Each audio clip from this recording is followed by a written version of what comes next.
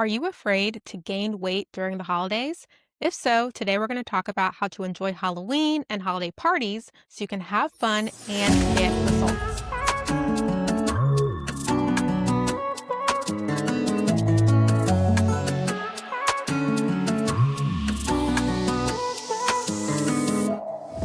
Welcome to the Fit and Fulfilled Show.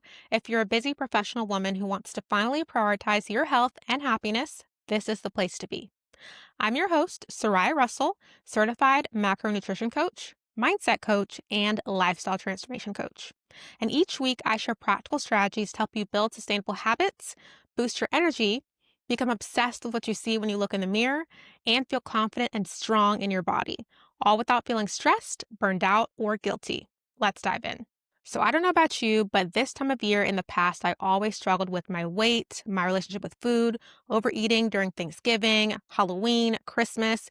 And so in this episode, I'm really going to share with you how to enjoy the holidays, starting with Halloween, while still staying on track towards your weight loss goals. So let's do a party season reality check.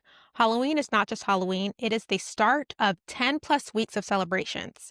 Halloween leads to Thanksgiving, which leads to family dinners, Friendsgivings, office parties, Christmas parties, New Year celebrations. It's like nonstop celebrations with tons and tons of food and alcohol. Your colleagues are going to start bringing food into work, whether it's a potluck or just randomly they might be feeling good because it's the holidays. They bring in donuts, pizza, whatever that is for your office. You'll also find that during this time of year, there's always something going on. Every weekend, there's a new party you're invited to, a new outing with your coworkers or friends or family. I find that most women who don't have sustainable healthy habits gain 10 to 15 pounds between Halloween and New Year's. And 10 to 15 pounds can come on very quickly in that 10 weeks, but it can take 6 months to lose. And I find most women during these times take two very extreme approaches. The first is that you avoid holiday parties and gatherings altogether because you feel like you can't control yourself around food. So that's restriction. The second thing I see is women who are like, okay, it's the holidays. I'm going to do whatever, enjoy everything, eat whatever I want, and I'll start fresh in January. Both of these are very restrictive approaches because one is like, I'm going to avoid everything, and the other is like, I don't care about anything, and I'll start fresh in January. We want to have an approach that allows us to still enjoy the holidays, get the most out of it, but not completely derail our progress. So let's dive into strategies to help you accomplish just that. Strategy one is the strategic party plate method. This is where you kind of survey the room to figure out what you're going to eat before just piling things on your plate. So if you are at, say, a Halloween party, what you want to do is walk around and survey all the food that's available. You want to focus on 2 to 3 items that you really want and skip anything you don't want. What I see happen with a lot of women at holiday gatherings is they just put everything on their plate, and then some things they start eating, they're like, I didn't really want that. It's a waste.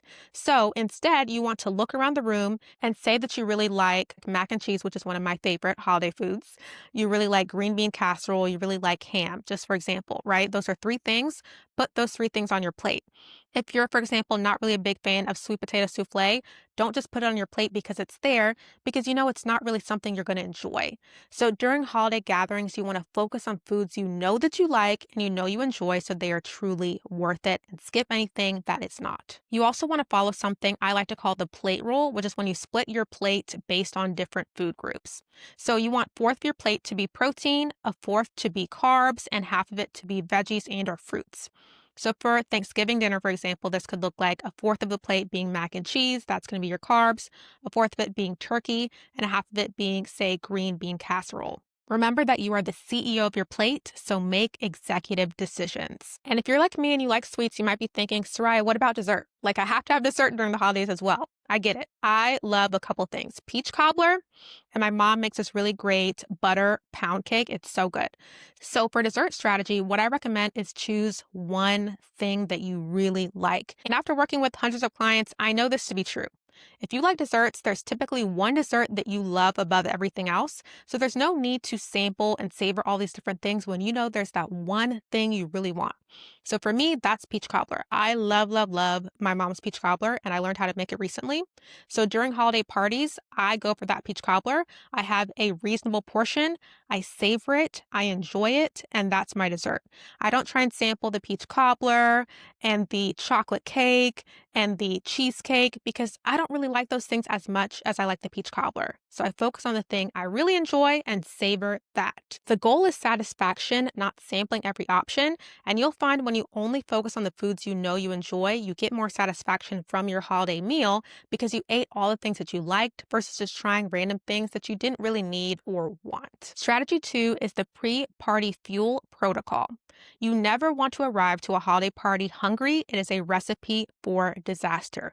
You're going to throw everything I've just said out the window and just pile everything on your plate and eat past the point of fullness. So, what this looks like is about an hour or two before this holiday party, you want to have a high protein snack.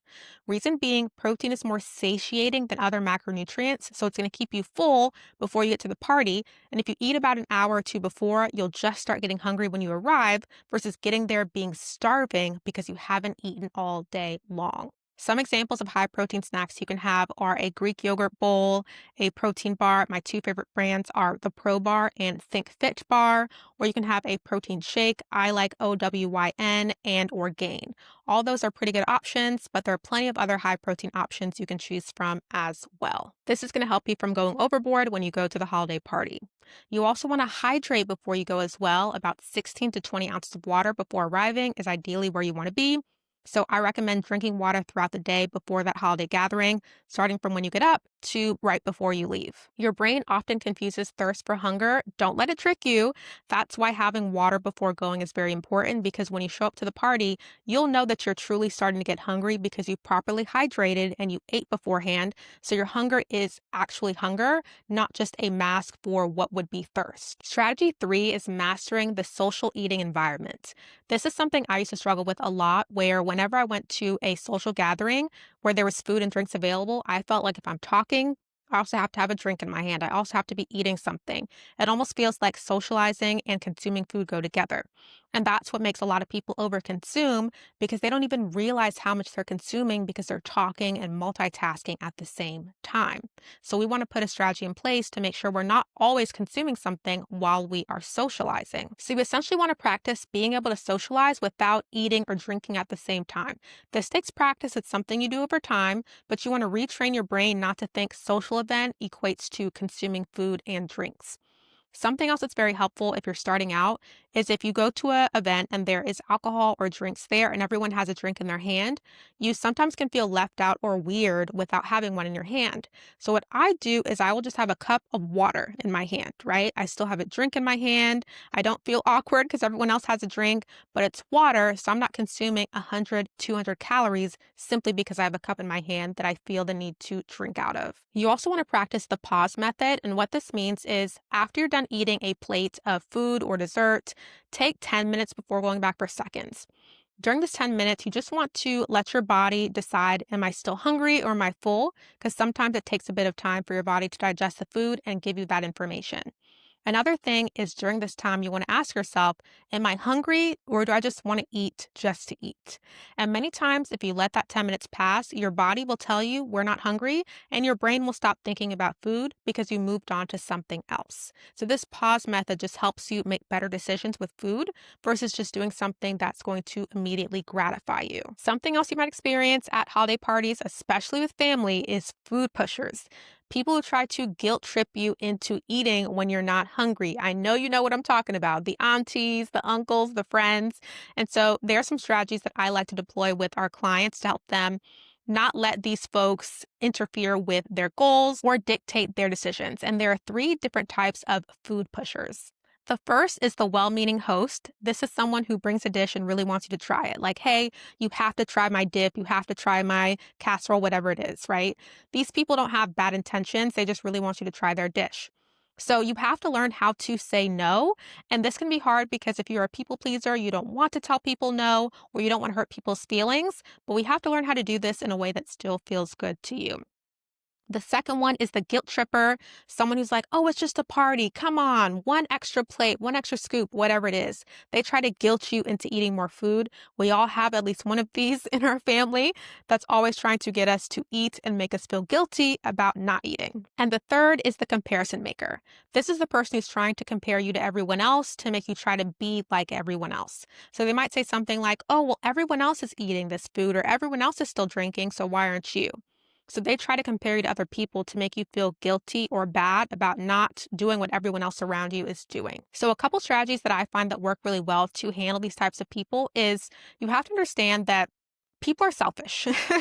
Most people care about themselves and they like to talk about themselves. So redirecting the conversation back to them will eventually get them to forget what they've been asked you in the first place. So ask them about their weekend plans, about their kids, about work, right? Act interested in their life. And I mean, if you are interested, that's great.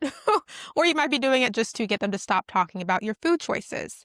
Another thing you can do is give them a compliment. People love to be complimented, right? So if someone says, "Oh, everyone else is eating, like you should too," you can say, "Oh, no, thank you. By the way, I love your sweater. Where did you get it?" Right? If you say that to someone, they forget the question they even asked you. They forget what they said. All they hear is, "You like the way I look. Let me tell you about it."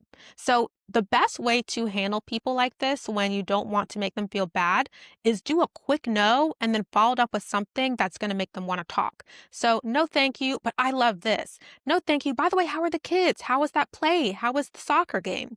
Those things will get you to change the conversation topic very quickly in a way that the party plate pusher is going to engage with. For example, we had a client recently where she had tried multiple diets before and she was always able to do well during times where she wasn't around family or friends, right? So maybe before the summertime, in the fall, before the holidays, she would always lose 10, 15 pounds. But during the holidays, she would always gain at least 10 pounds back. And a big part of it was because at holiday parties, she couldn't say no. People would guilt her into eating food. And so every year she would gain like 10 pounds during the holidays. So she would lose and then gain, lose and then gain, which is very frustrating for her. She joined our program last year around this time. She was able to lose 15 pounds during the holidays when most people were gaining weight. And she went to a holiday party and followed the strategies that we helped her with. And she was able to not allow people to guilt trip her because she was able to redirect the conversation. This is great because she learned how to say no, but how to say no in a way that didn't make her feel like she was letting people down, in a way where she could redirect the conversation. So this was last year. She lost 15 pounds during the holidays. Her goal was 25 total. She lost 10 more pounds from January to February, and now she has met her goal weight and maintained it since. So when you master these holiday strategies, you're able to lose the weight and keep it off, which is the goal. A lot of women know how to lose weight, but they don't know how to lose and maintain during the holidays because of all this outside pressure. Strategy three is having an alcohol game plan. Alcohol can add up very quickly if you're not careful. And I'm not anti alcohol. I think if you like to drink, you should still include it, but you just want to be aware. So, for example, 2 glasses of wine can easily add up to 300 plus calories depending on how much you're pouring. A holiday cocktail can easily be 400 calories depending on what's in it. So if you're not careful, that's 1,000 calories worth of drinks just from alcohol, not even from consuming real food. And as we all know, alcohol lowers our inhibition, so we don't make the best decisions when we're tipsy or when we're drunk, especially with food. So you want to focus on before going to an event, having a plan of how much you're going to drink. I recommend no more than 1 to 2 drinks, especially if you're doing mixed drinks. And another thing you can do is focus on lower calorie options. So these are things like light beers, a vodka soda, shots. Honestly, let's be real. If you're just trying to get a little tipsy, that is your only goal, just take shots. You get there easier, it's way less calories, and it's just going to be a lot more helpful as long as you eat before, which we'll talk about. But if you actually enjoy the taste of alcohol, then just have the mixed drinks, the vodka soda, whatever. But if it's just about getting a little tipsy, getting a little lit, which I understand sometimes we want to do, just take the shots. Way less calories, no added mixers or sugar or syrups in there. Something else that's helpful is alternating drinks with a cup of water. So if you're going to have one mixed drink, drink it, wait 30 to 45 minutes, then have a water, and then drink something else. So basically, you have water in between each drink, shot, whatever you're consuming. Strategy number 6 is specifically for Halloween, which is the office candy bowl. If you work in person and it's around Halloween time, you're going to see bowls of candy all around your office. So a couple things you want to do is number one, don't have it at your desk because if it's in sight, it's in mind. If it's out of sight, it's out of mind. So the closer you have certain objects, the more you're going to be fixated on them or thinking about them. So if there is a bowl of candy, make sure it's away from your desk and don't bring a bunch of candy to your desk. Another thing is if you are going to get some candy, just do 1 to 2 pieces, take it to your desk, and that's it. Don't take a whole handful of candy to your desk because 9 times out of 10, you're going to end up consuming it because it's there in front of you, staring at you all day long. Also, if you have kids, you probably are collecting a lot of candy on Halloween, but you don't want your house to be the candy disposal unit. So let your kids get the candy when they're going trick-or-treating, have it at your house, but then once they have the candy, let them pick their favorites. Do not keep all of it, especially if you're a candy person. Now, if you don't care about candy, this doesn't matter. But if you do enjoy candy, having all this excess in your house could lead to you overindulging. So when you get back from trick-or-treating, have your kids pick out the candies they actually want. Anything they don't want, give it away. Because if you just let it sit there and you like candy, you're probably going to end up consuming it here or there, and that's going to add up. Your body is not a garbage can for leftover Halloween candy, so do not treat it as such. And remember that Halloween is one night. Don't let it trickle over into several days. What I see happen during the holidays a lot of times during Halloween, Thanksgiving, is one day turns into a week of celebrations. So what this could look like is you have Halloween nights, there's candy in the house for the whole week. Every day you're eating candy, candy, candy, candy to get rid of it. And then before you know it, you've eaten an extra 500 calories per day. Don't let that happen to you. Simply remove anything from the environment that your kids are not going to consume. So the next strategy is recovery protocol for the next day. Sometimes you might still overindulge, and that's okay. You want to get back on track within 24 hours. So, what I see a lot of women doing is they will overindulge, and then the next day they will try to starve themselves or burn themselves out by exercising. You don't want to do either of those. You simply want to get back to your regular habits within 24 hours. If that means eating 3 meals a day, a high protein breakfast, and walking, great, do that. Don't do any more. What I see happen is, for example, I had a client who went on vacation. She gained 2 pounds. And so she was like, oh my gosh, I now have to do 2 workouts a day, cut my calories a bit more to balance it out. I was like, hey, a lot of that is probably water weight. Just get back to your normal habits now that you're back home. Within that week, she lost 3 pounds. So I say that to say, when you have gotten off track, overindulged, the key is not to go extreme, it's just to go back to normal and the weight will come off. And something that a lot of people don't realize, it might be opposite of your thinking. Now is the best time to start a weight loss journey. And I find clients who start with us around this time of the year, they have such an amazing experience because they get to learn in real time with our support how to navigate holiday gatherings and parties and still stay on track towards their goals. There is a big advantage starting during the holidays. People who don't are gaining weight. People who do lose weight, and then when New Year's comes, they're already ahead and continuing their sustainable habits versus trying to start from scratch after being bogged down and bloated and feeling heavy and unmotivated after the holidays. When you start now, by the time New Year's rolls around, you already have solid habits in place and you already have momentum built that you're continuing on. On top of that, you now know how to navigate the holidays with confidence. So every year you're not gaining weight during the holidays, you're continuing to maintain your weight with ease, which is honestly the goal because that's how you maintain weight loss for the rest of your life. So here are some common mistakes to avoid when you're trying to stay on track during the holidays. Number one is using party season as an excuse to abandon all structure. Saying things like, oh, well, it's a Halloween party or it's Thanksgiving week, so I'm just going to throw my habits out of the window. That's going to lead to you losing momentum and just falling back into your old habits.